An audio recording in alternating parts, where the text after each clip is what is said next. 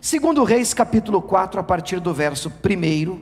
Segundo Reis, capítulo 4, a partir do verso 1. Eu vou ler do 1 ao 7, para a gente ter aqui um primeiro contato com o texto completo. Depois a gente dá uma espremida nele. Diz assim a palavra de Deus: E uma mulher das mulheres dos filhos dos profetas clamou a Eliseu dizendo: Meu marido, o teu servo, morreu, e tu sabes que o teu servo temia ao Senhor. E veio o credor a levar-me os meus 2 filhos para serem servos, escravos. E Eliseu lhe disse: Que te hei eu de fazer? O que eu posso fazer por você? Declara-me, o que é que você tem na sua casa? E ela disse: Tua serva não tem nada em casa, senão uma botija de azeite. Então disse ele: Vai, pede para ti vasos emprestados a todos os teus vizinhos, vasos vazios, não poucos. Então entra e fecha a porta sobre ti e sobre os teus filhos, e deita o azeite em todos aqueles vasos, e põe à parte o que estiver cheio.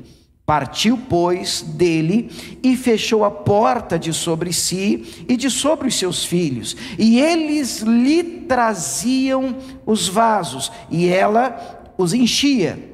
E sucedeu que, cheios que foram os vasos, disse ao seu filho: Traze-me mais um vaso. Porém ele lhe disse: Não há mais nenhum vaso. Então o azeite parou. Então veio ela e o fez saber ao homem de Deus. E disse ele: Vai, vende o azeite, paga a tua dívida, e tu e os teus filhos vivei do resto. Diga glória a Deus. Uma história muito interessante, é um milagre que aconteceu aqui no Antigo Testamento, um milagre de provisão. Em um momento muito oportuno, Deus agiu através de uma palavra do profeta Eliseu, e a gente vê Deus na história. Vamos tentar entender pelo menos a historinha melhor, de uma maneira mais clara. Primeiro vamos ter uma clareza maior da história. Bom, a história é a seguinte: uma mulher perde o marido, e este marido deixa esta família em maus bocados, uma situação muito difícil, apertada financeiramente. E a dívida era muito grande, era muito complicada, era tão grande, e o credor foi cobrar. O cobrador bateu na porta dessa mulher e disse: É o seguinte, eu vim aqui para receber aí a dívida que o seu marido deixou, que a sua família deixou. E ela disse: Olha, eu não tenho como pagar, eu não tenho dinheiro para acertar isso. Então ele disse: Então eu vou levar os seus 2 filhos como parte do pagamento da dívida. Olha que situação triste. Eu vou levar os teus filhos para serem escravos, meus escravos, para pagar a dívida que o teu marido deixou. E ela, desesperada, sem saber o que fazer, ela vai atrás do homem de Deus da época. O homem de Deus da época era o profeta Eliseu. E ela vai até o profeta Eliseu e diz: Olha, a situação é essa, meu marido era teu servo, você sabe que ele era temente a Deus, você sabe que ele serviu o Senhor, mas ele partiu, e ficou isso para trás, e deixou essa conta, e agora nós estamos aqui sem saber o que fazer, porque estou a ponto de perder os meus filhos por conta dessa dívida, para eles serem escravos. Me ajuda. Diz: Mas o que eu posso fazer por você? O que você tem na sua casa? Eu não tenho nada em casa, a não ser uma botija de azeite. Vamos gravar isso? O que ela tinha? Uma botija de azeite, é o que ela tinha. Eu só tenho isso lá em casa, é uma botija de azeite. Então você vai fazer o seguinte: você vai procurar pelos teus vizinhos, e você vai pedir vasilhas emprestadas, vasos, vasilhames emprestados, não poucos, em outras palavras, vai com força, né? Pede o que você conseguir, você traz para dentro de casa, e à medida em que você for enchendo estas vasilhas, com esta botija, você vai colocando à parte as vasilhas, vai enchendo, vai separando, vai enchendo, vai separando, e foi o que ela fez. E ela pede vasilhas para os vizinhos, os conhecidos, ela enche a casa de vasilhas, e ela com a botija vai enchendo as vasilhas. Que coisa, que história, né? Que a gente é crente, né, irmão? A gente acredita em umas histórias assim, fantásticas, que não tem explicação, porque é um milagre. E à medida em que ela ia enchendo com a botija, ela afastava a vasilha, ia derramando mais óleo na próxima vasilha, afastava a vasilha, e a botija não parava de sair azeite da botija, e ela enchia mais uma, afastava, enchia mais uma, afastava, até que ela grita: pega rápido, filho, mais uma vasilha. E o filho diz: mãe, não tem mais vasilha. Aí o texto diz que o azeite parou, não é que ele acabou. Foi até o Gleidson uma vez que fez um comentário aqui assim: o azeite não acabou, porque a fonte de onde ele jorra e vem é inesgotável. Parou porque não tinha mais vasilha. Enquanto há vasilha, enquanto a disponibilidade, a unção desce, o azeite flui, a graça de Deus nos alcança. Amém, irmãos? Glória a Deus por isso. Mas acabou a vasilha, o azeite parou. E agora ela está em casa assim, cheia de vasilha, cheia de azeite. Ela vai contar para o homem de Deus, feliz da vida. Ele disse: olha, eu fiz o que o Senhor me indicou, me pediu, me mandou fazer. E olha aqui, cheio de vasilha de azeite. Agora eu disse assim: ah, que bom. Você vai fazer agora o seguinte: você vai vender este azeite, você vai acertar as contas, você vai pagar a sua dívida, e você vai viver do resto. A mulher aposentou de azeite. Ela é a melhor previdência que ela fez na vida dela. Ela agora estava resolvida financeiramente, uma viúva que vai viver do resto. Então o negócio realmente foi forte. Amém, irmãos? Vamos orar mais uma vez para tirar algumas lições de Deus daqui para mim e para você? Sentado mesmo, fecha os olhos. Pai, nós estamos diante da tua voz, a tua palavra. A tua palavra tem um lugar de primazia no nosso coração. Ela tem um lugar de importância no nosso coração, porque hoje nós temos a compreensão de que o Verbo, o Senhor Jesus, é a própria palavra de Deus. E Deus, quem respeita a palavra, respeita Cristo, respeita Jesus. Quem recebe a palavra, recebe Jesus Cristo de Nazaré. Mas o inverso também é verdade. Por isso nós oramos, para que corações estejam abertos nesse lugar, para receber o Senhor Jesus, para receber a tua palavra, que não haja resistência no nosso meio, que não haja notícias de solo infértil, improdutivo, estéril no nosso meio. Pelo contrário, que o Senhor encontre aqui essa manhã e também em casa corações sedentos, famintos, desejosos de Ti, onde a Tua semente, a semente da Tua palavra, ali uma vez, meu Pai, enxertada, plantada, semeada, ela possa germinar, crescer, nascer e produzir muitos frutos para a Tua glória, porque nisto é glorificado meu Pai que está nos céus, em que deis muitos frutos, e assim sereis meus discípulos. Ora comigo dizendo: Senhor Jesus, eis-me aqui para ouvir a tua voz. Fala comigo através da tua palavra. Em nome de Jesus, quem crê diga amém. Amém. Irmãos, eu quero tratar com vocês hoje sobre o tema a botija de azeite. Eu vou deixar para explicar o porquê da frase no final da nossa mensagem, do nosso bate-papo de hoje. Mas eu quero tratar com vocês sobre o tema a botija de azeite. Foi assim que tudo começou, foi assim que o milagre que nós vamos estudar aqui nessa manhã, ele foi desatado sobre essa casa, sobre essa família. E daqui eu consigo, pelo menos eu gostaria de apontar para vocês algumas lições. E eu não estou dizendo com isso que são só essas, porque é bem possível, e eu creio nisso de todo o meu coração, que enquanto eu ministre, enquanto eu pregue, o Senhor fale ao seu coração, inclusive de maneira diferente. Pode ser que você saia da igreja, e você já deve ter passado por isso, E você sai assim: olha, Deus falou comigo. Deus falou o que com você? Ah, Deus falou comigo para eu tomar uma decisão assim. Mas que horas que foi isso? Porque a mensagem foi outro ponto, foi outro tema, foi ministrado uma outra história, foi outra coisa que foi dita. Mas houve uma frase, eu peguei um momento, alguma coisa foi liberada e eu entendi que aquilo foi para mim. E a mensagem é isso. Eu tenho reuniões, eu vou ser muito sincero com vocês, que eu não tenho gravado toda a mensagem na minha mente, no meu coração. Mas existem cultos dos quais eu participei para cultuar a Deus, e que eu tenho uma frase, e aquela frase é a frase da minha vida, foi o recado, foi a resposta da oração que eu vinha pedindo há muito tempo. É por isso que eu peço a vocês que estão aqui, você que está em casa, que esteja atento. E pode ser que você veio para a igreja precisando de um sim, vai que é tua.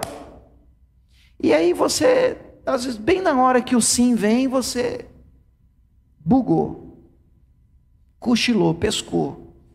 E aí você diz: poxa, eu estava precisando tanto de ouvir a voz de Deus. E você não pode deixar passar a sua frase. A palavra rema, a resposta de Deus para a sua vida. Amém? Oramos, pedimos para Deus falar conosco, e eu creio que Ele vai falar. O que eu enxergo dentro desse texto e gostaria de dividir com você? Bom, de cara, a primeira grande lição do texto está nessa pergunta: o que é que você tem em casa? O que você possui? Sabe, irmãos, Deus é especialista em usar o que a gente tem, já tem. E a gente tem uma dificuldade muito grande com isso, porque nós, seres humanos, nós sempre estamos precisando ou achando que precisamos de mais uma coisa. Me lembro da minha guerra, inclusive, para aceitar o ministério, para abraçar o ministério, para pregar o evangelho. Eu preciso estar mais preparado. Eu preciso de estudar mais. Eu preciso de ficar mais velho. Eu preciso. Parece que a botija que temos não é suficiente. E eu tenho absoluta convicção que Satanás faz de tudo para tentar plantar essa mentira no nosso coração. Mas você não tem condição. Imagina com o que você tem, o que você é, ou onde você está. E Deus não pode te usar dessa forma. Eu quero dizer para você, quero começar a mensagem dizendo que Deus anseia, Deus deseja, Deus sonha. Deus pode fazer algo fantástico na sua vida, com o que você já tem, com o que você já sabe, com as ferramentas que você já possui. O texto vai dizer, e eu volto em 2 Reis, no capítulo 4, e leio de novo a partir do verso 1, uma mulher das mulheres dos filhos dos profetas clamou a Eliseu dizendo: olha, o meu marido, o teu servo, morreu, e o Senhor sabe que ele temia o Senhor. Então, primeira coisa, vamos tirar da ideia, da cabeça aquela ideia, do coração também aquela ideia, de que quem é fiel a Deus, quem é de Deus, não tem problema, inclusive na ordem financeira. Não, tem muita gente honesta, com temor no coração a Deus, a gente agora que está saindo de uma pandemia, e que infelizmente se perdeu financeiramente. As coisas acabaram saindo do eixo. Não é que a pessoa é má, não é que ela é mau caráter, não é que ela é ruim, não é que ela tem tem gente que tem um negócio esquisito, né? Esse negócio de você fazer um negócio, combinar um negócio, sabendo que você não pode pagar, não é um negócio de crente. Agora, olha o texto, ela está dizendo: meu marido morreu, deixou uma dívida. Olha o que ela diz para o profeta: o senhor sabe que o meu marido temia a Deus. O meu marido temia a Deus. E eu lembro que quando eu lia esse texto, eu disse: mas se ele teme a Deus, a Bíblia diz: a ninguém devais coisa alguma. A gente é pronto para né? Porque não pode dever. Sim, é verdade, não pode. Mas se a Bíblia está dizendo que ele era temente a Deus, alguma coisa saiu do controle. Alguma coisa saiu do eixo. Não deveria, mas saiu. E agora ele parte, e ninguém marca a hora para morrer, em regra, Ele parte e ele deixa a família numa situação muito difícil, muito complicada, mesmo sendo um homem temente ao Senhor. Ele parte. E aí o profeta diz: mas o que é que eu posso fazer por você? E me leva a acreditar que o profeta também não tem a verba, o dinheiro para pagar. Porque se ele tem, diz: quanto está devendo? Não deve, ele deveu, ficou devendo. E a dívida devia ser alta, porque ia levar os filhos como escravos para pagar a dívida. Ele: não, vamos fazer aqui já, passa Pix, aceita Pix, vamos pagar esse negócio, você está livre. Não, ele diz: olha, o que eu posso fazer? Você tem o que na sua casa? O que você possui? Essa é a pergunta que desata o milagre. O que você tem na sua casa? E a resposta dela parece muito a nossa. Posso falar a nossa? Qual que é a resposta dela? Ela começa assim: tua serva, no versículo 2, no finalzinho do 2, ela diz: tua serva não tem nada em casa, senão a tal da botija de azeite, o que para ela não era nada. E normalmente é assim que nós pensamos. Às vezes nós conversamos com um casal e eles estão em crise, e você diz assim: e aí, mas pastor, eu quero separar, eu não sinto mais nada por ele, eu também não sinto mais nada por ela, né? Mas vocês têm alguma coisa? Eu não tenho nada, pastor. Para não dizer que eu não tenho nada, eu tenho uma consideraçãozinha.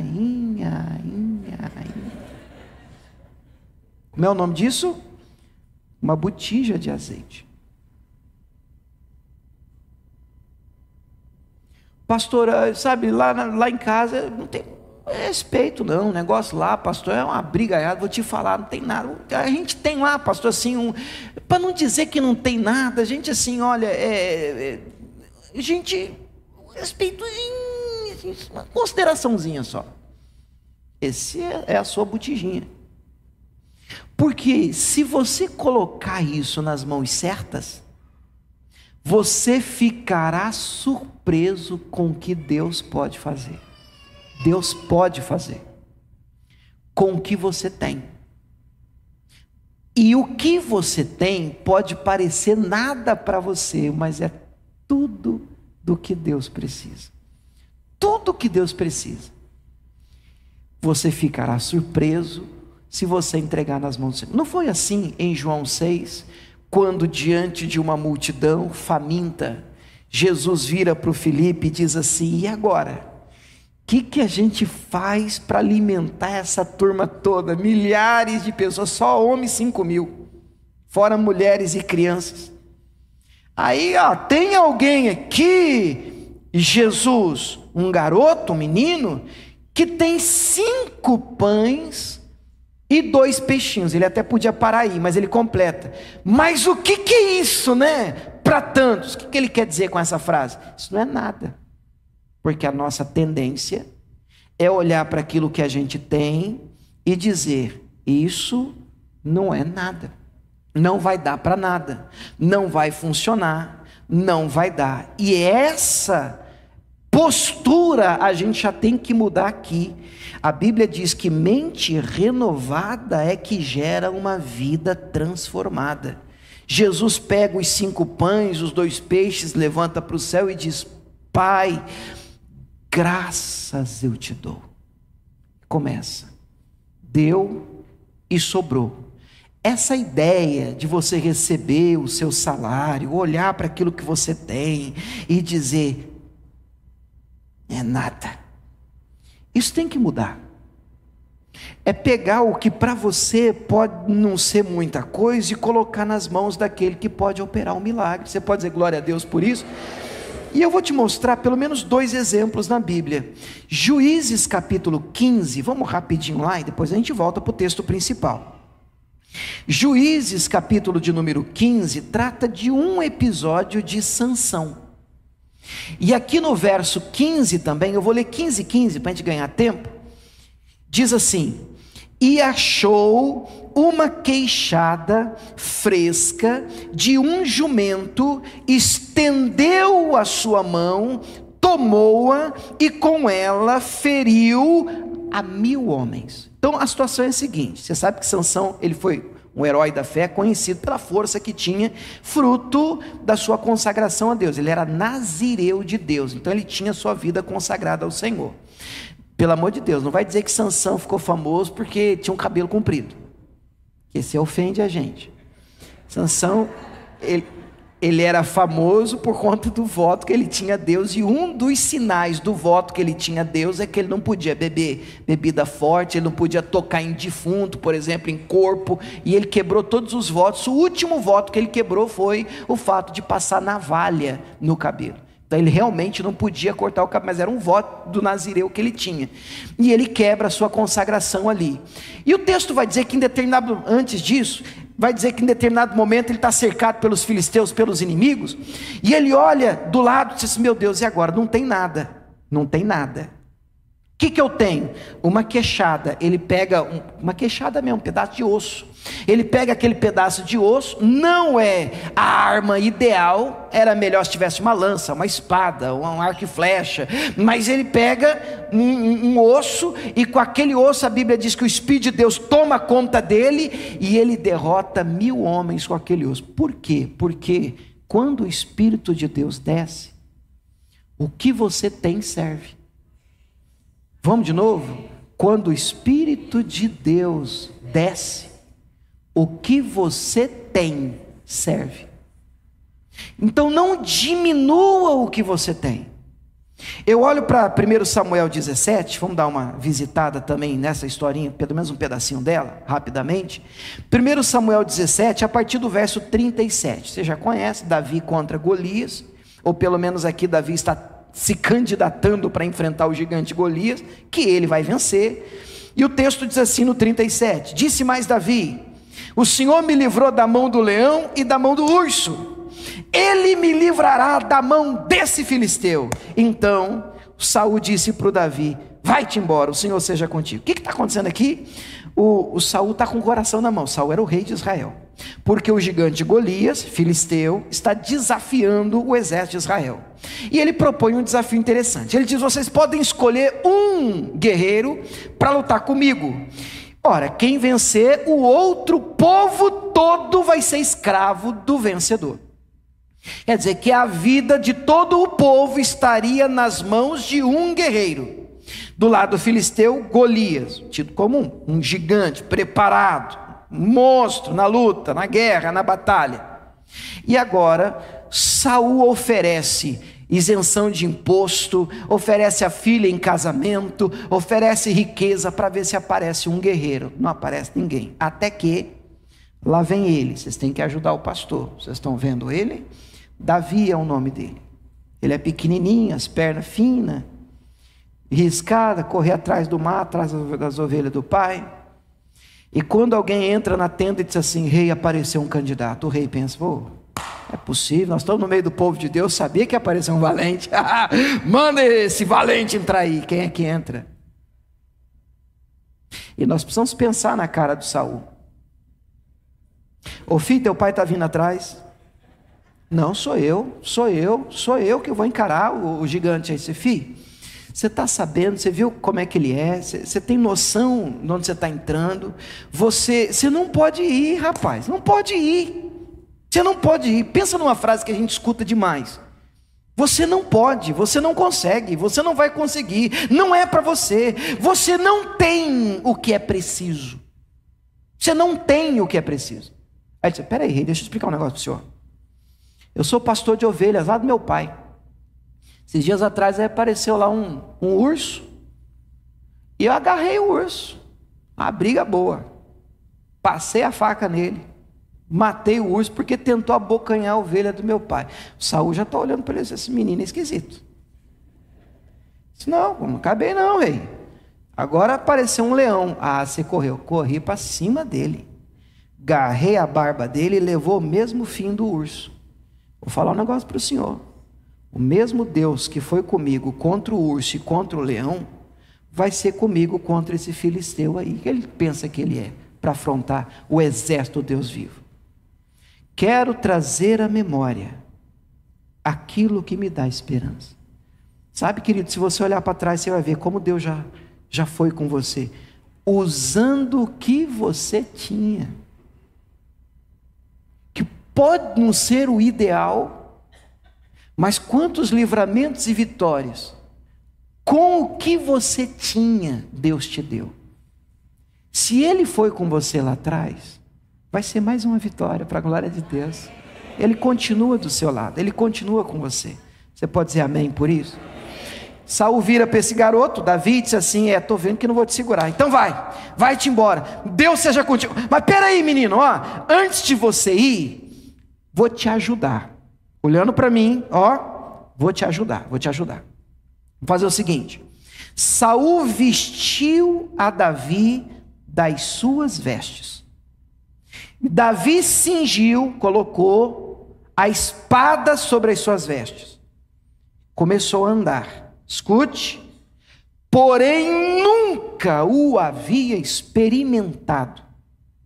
Então disse Davi a Saul, eu não consigo andar com isso, eu nunca experimentei isso, não sou eu, esse não sou eu. Vocês estão me acompanhando? As pessoas vão tentar vestir você também. Não, você só vai conseguir se for assim. Faz o seguinte, põe minha capa, põe meu jeito, fala assim do jeito que eu falo. Esse cara, tem roupa que serve em você que não vai servir em mim. E você precisa entender que Deus quer usar você com o que você tem.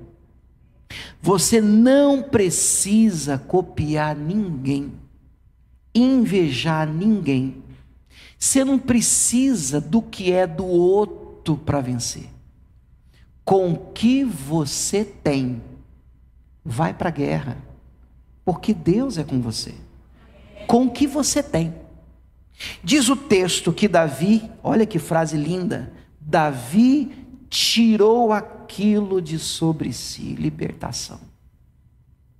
É um peso você viver a vida que os outros querem que você viva. É maçante, é cansativo. Toma que é sua, Saul, isso não serve em mim, não é para mim, não é o que Deus me deu, não é o que eu tenho, não é como Deus quer me usar. Então ele desce, pega 5 pedrinhas, pega lá a funda dele e o resto da história a gente conhece. Vitória. Vitória com que Deus te deu. O que é que você tem? Você já percebeu como as pessoas elogiam a sua comida? Pastor, não tem nada, estou passando um aperto, está tão difícil. O que é que você tem? Você já percebeu como as pessoas elogiam o seu trato com pessoas, a facilidade que você tem para desenvolver e fechar negócios? Pelo amor de Deus, o que é que você tem? Deus quer usar o que você tem. Você tem um milagre esperando por você dentro da sua casa. É só você que não vê. Para você, você não tem nada. Para Deus, a botija está lá. Você já tem tudo o que precisa para estourar, para vencer, para crescer, para fazer diferença, para marcar o seu tempo. Você pode dizer amém? Eu olho para esse texto e eu tiro aqui uma segunda lição. A segunda lição, irmãos, meu Deus, me ajuda, Espírito Santo, que isso entre no nosso coração. A segunda lição é essa: relacionamentos. A maior e mais poderosa moeda que existe. Será que a gente pode repetir isso? Relacionamentos. A maior e mais poderosa moeda que existe. Qual é o texto? 2 Reis, vamos voltar lá para o texto principal. Só que agora a gente lê os versos 3 e 4. 2 Reis, capítulo 4, versos 3 e 4, diz assim: Então disse ele, o profeta, vai, pede para ti vasos emprestados, para todos os teus vizinhos, vasos vazios, não poucos. Pede muito vaso, consiga muitas vasilhas. Mas para quem que eu peço? Pede para os vizinhos, pede para os amigos, pede para os conhecidos. E eu te pergunto, se você dependesse,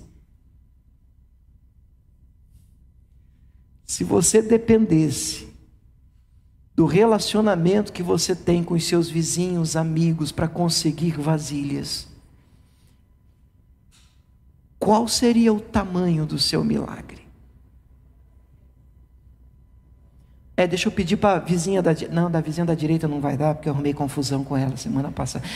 Aqui da esquerda, não, Ei, rapaz, deu uma confusão, um negócio de um cachorro, que uma briga que nós... Aqui atrás, não, rapaz, aqui também, já arrumei zica já com ela aqui. Cara, ninguém te aguenta. Você é um crente que ninguém aguenta, ninguém suporta, ninguém se dá bem com você. E aí você espiritualiza a frase assim: eu não preciso de ninguém, eu e Deus. Você é um ser estranho mesmo, uma pessoa esquisita, porque todo ser humano precisa sim de outro. Você é fruto até para nascer precisou de dois.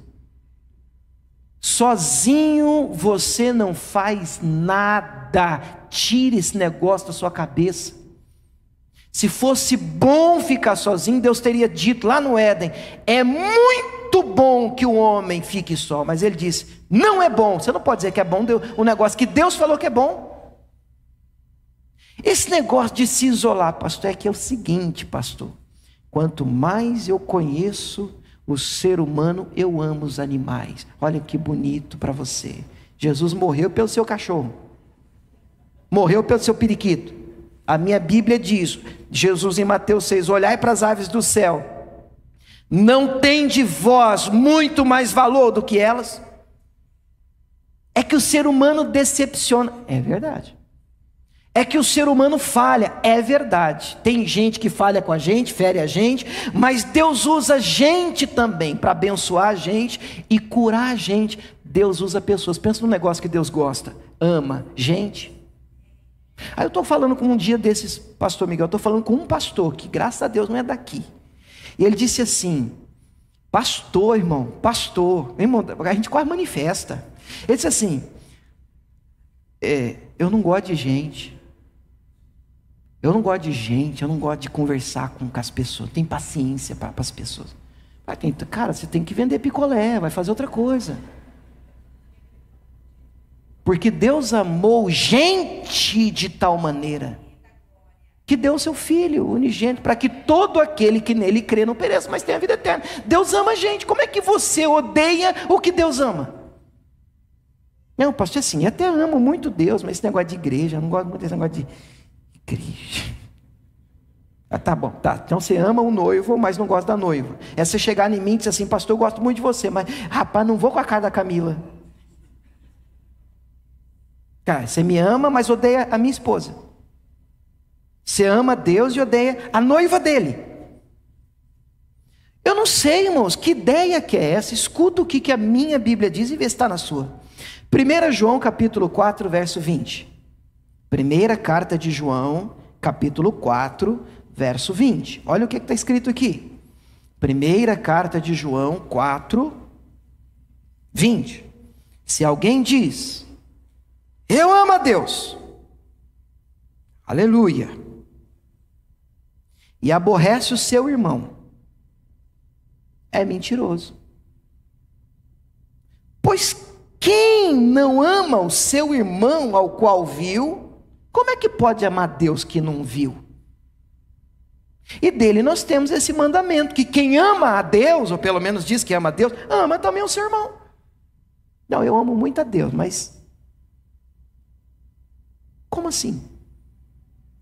Que conversa cristã é essa?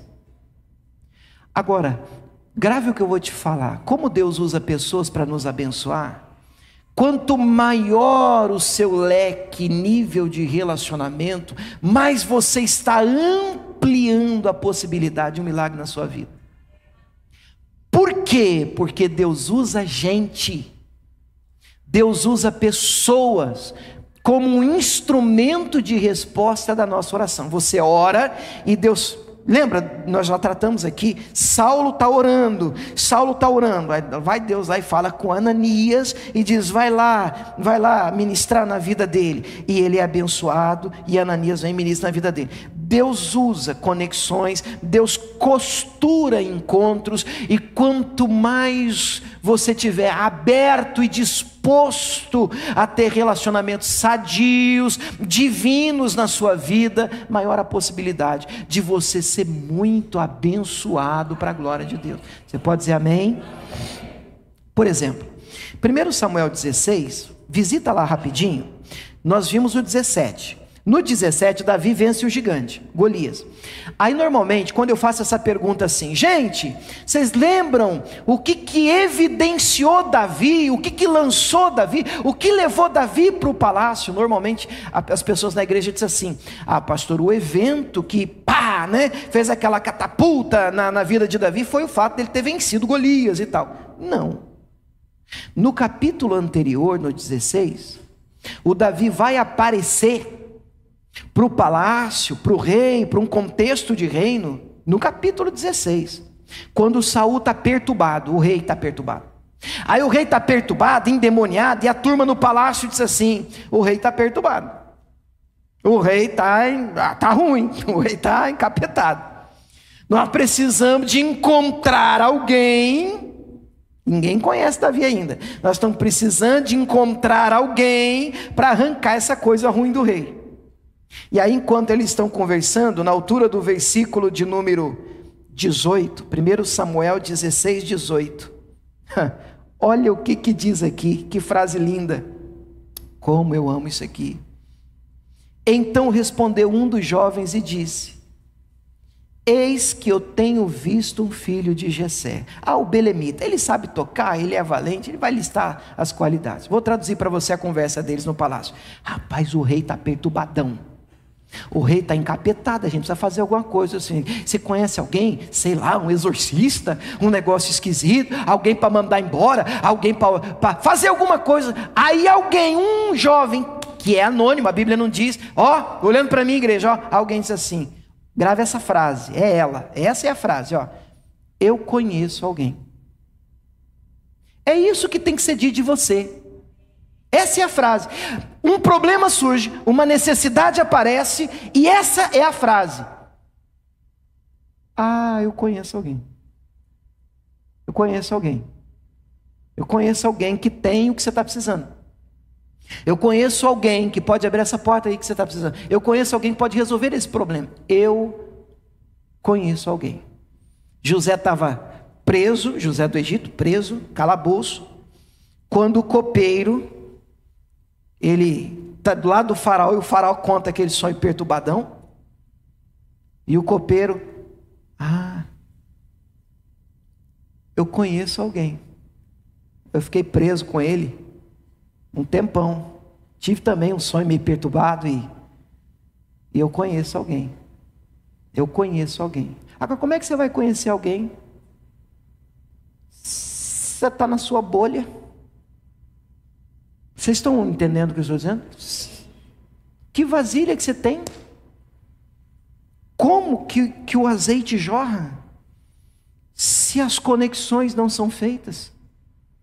Deus ama pessoas. E um pedido que eu te faço em nome de Jesus, decida amar o que Deus ama também. Amém? E número 3, para a gente orar.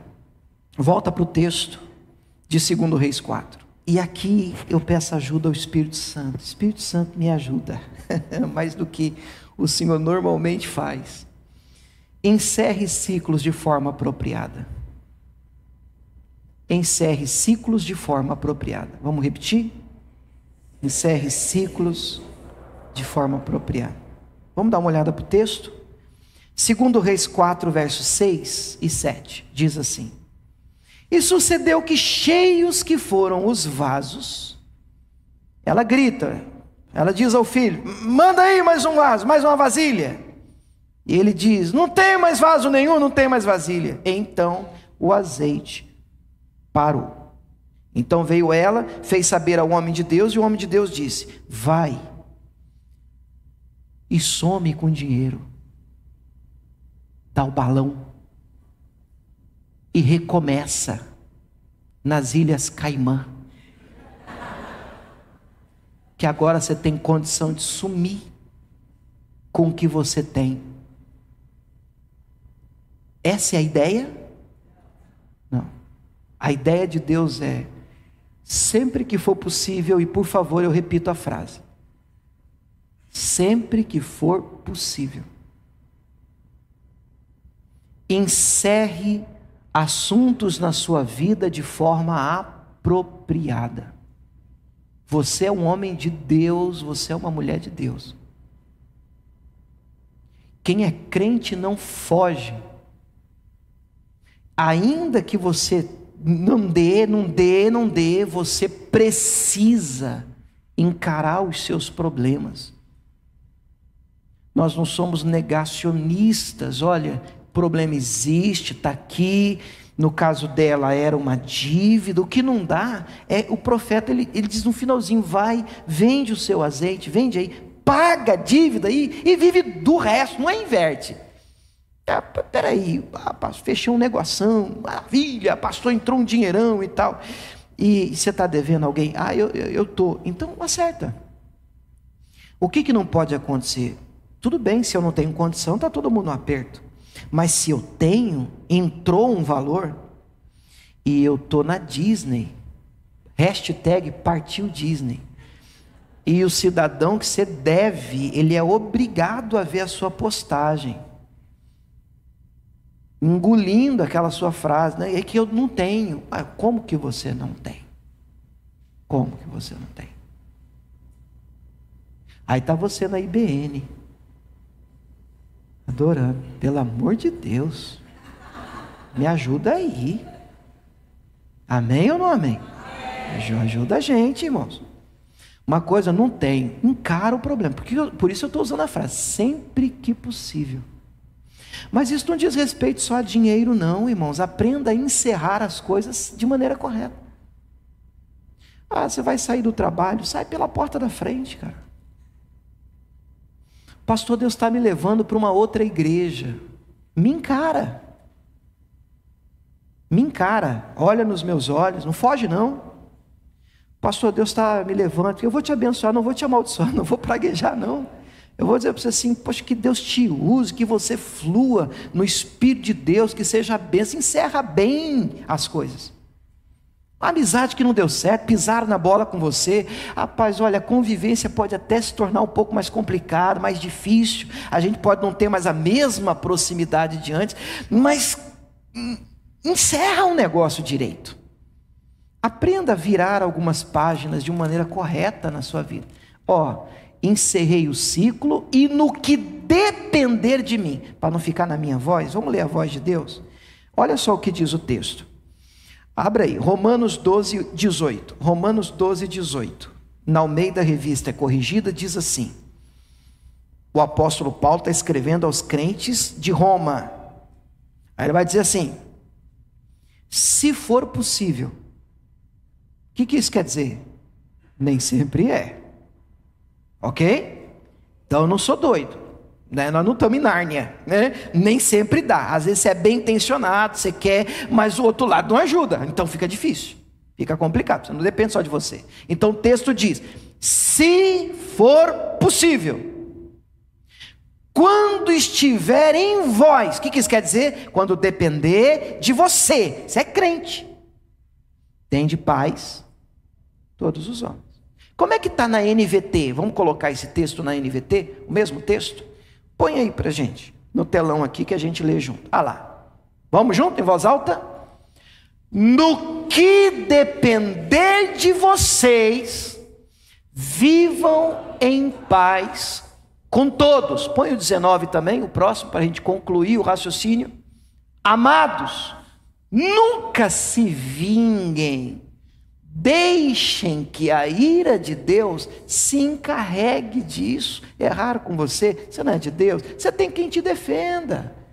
Deixa Deus jogar esse negócio para você, pois assim dizem as Escrituras: a vingança cabe a mim, e eu lhes darei o troco, diz o Senhor. Fique em paz. Eu não precisa virar sócio de Satanás, não. Senhor, Satanás, quebra a perna dele em 5 pedaços, aleluia. Tem umas orações esquisitas, né? Escorre um venenão assim no canto da boca. Eu falo assim, mas que cristianismo é esse? Não, eu oro, eu libero e eu encerro os ciclos da minha vida apropriadamente. Não deu, Deus abençoe, porta da frente, cabeça erguida, você não é bandido, resolva os seus problemas e no que depender de você, tenha paz com todo mundo. Diga glória a Deus. Eu quero orar por vocês, mas eu quero encerrar. Se você puder ficar de pé, o pessoal do louvor pode vir. Deixa eu fazer uma oração por vocês, a gente vai participar da ceia. E eu quero encerrar dizendo algo a vocês. Salmo 37, 5. Diz assim a palavra de Deus: entrega o teu caminho ao Senhor, confia nele, e ele tudo fará. Esse mesmo versículo na NVT vai dizer assim, Salmo 37, 5. Entrega o seu caminho ao Senhor, confie nele, e ele o ajudará. Deus quer ajudar você. Quando é que nós podemos contar com a ajuda do Senhor? Quando há uma entrega.